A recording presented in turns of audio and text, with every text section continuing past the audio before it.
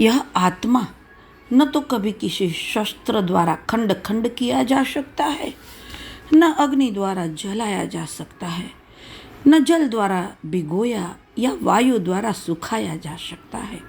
तात्पर्य यह है कि सारे हथियार, तलवार, आग्नेयास्त्र, वर्षा के अस्त्र, चक्रवात आदि आत्मा को मारने में असमर्थ है।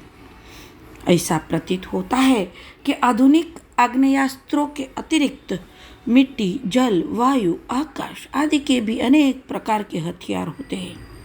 यहाँ तक कि आधुनिक युग के नाभिकीय हथियारों की गणना भी आग्नेयास्त्रों में की जाती है, किंतु पूर्व काल में विभिन्न पार्थिव तत्वों से बने हुए हथियार होते थे। आग्नेयास्त्रों का समान जल के अर्थात वरुण हथियारों से किया जा सकता है, जो आधुनिक विज्ञान के लिए अज्ञात है। आधुनिक विज्ञान को चक्रवात हथियारों का भी पता नहीं है। जो भी हो, आत्मा को न तो कभी खंड खंड किया जा सकता है, न कहीं वैज्ञानिक हथियारों से उसका संहार किया जा सकता है, चाहे उनकी संख्या कितनी भी क्यों न हो। मायावादी इसकी व्याख्या नहीं कर सकते कि जीव किस प्रकार अपने अज्ञान के कारण उत्पन्न हुआ और तत्पश्चात माया की शक्ति से आवृत हो गया। न ही आदि परमात्मा से जीवों का विलग कर पाना संभव था। प्रत्युत सारे जीव परमात्मा से विलग हुए अंश है। चूँकि वे सनातन अणु आत्मा है, अतः माया द्वारा आवृत होने की उनकी प्रवृत्ति स्वाभाविक है और इस तरह वे भगवान की संगति से पृथक हो जाते हैं। जिस प्रकार अग्नि के विस्फुलिंग अग्नि से विलग होते ही बुझ जाते हैं, यद्यपि इन दोनों के गुण समान होते हैं। वराह पुराण में जीवों को परमात्मा का भिन्न अंश कहा गया है। भगवद गीता के अनुसार भी वे शाश्वत रूप से ऐसे ही है। अतः मोह से मुक्त होकर भी पृथक अस्तित्व रहता है।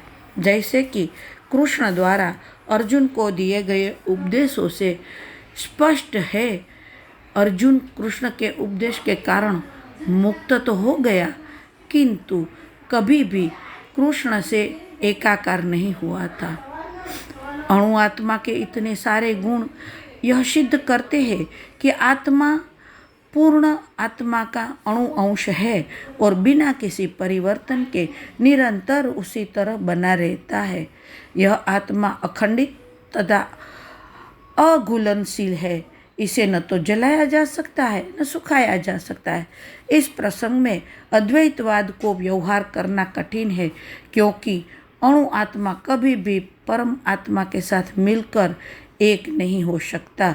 भौतिक कल्मश से मुक्त होकर अणु आत्मा भगवान के तेज की किरणों की आध्यात्मिक स्फुलिंग बनकर रहना चाह सकता है, किंतु बुद्धिमान जीव तो भगवान की संगति करने के लिए वैकुंठ लोक में प्रवेश करता है। सर्वगत शब्द महत्वपूर्ण है, क्योंकि इसमें कोई संशय नहीं है कि जीव भगवान की समग्र सृष्टि में फैला हुआ है। वे जल, थल, वायु, पृथ्वी के भीतर तथा अग्नि के भीतर भी रहते हैं। जो यह मानते हैं कि वे अग्नि में स्वाहा हो जाते हैं, वह ठीक नहीं है, क्योंकि यहाँ कहा गया है कि आत्मा को अग्नि द्वारा जलाया नहीं जा सकता।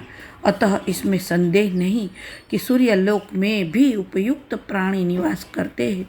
यदि सूर्यलोक निर्जन हो तो सर्वगत शब्द निरर्थक हो जाता है। यह ज्ञान अधिक से अधिक लोगों तक पहुँचे, इसलिए इन्हें शेयर और सब्सक्राइब जरूर कीजिएगा।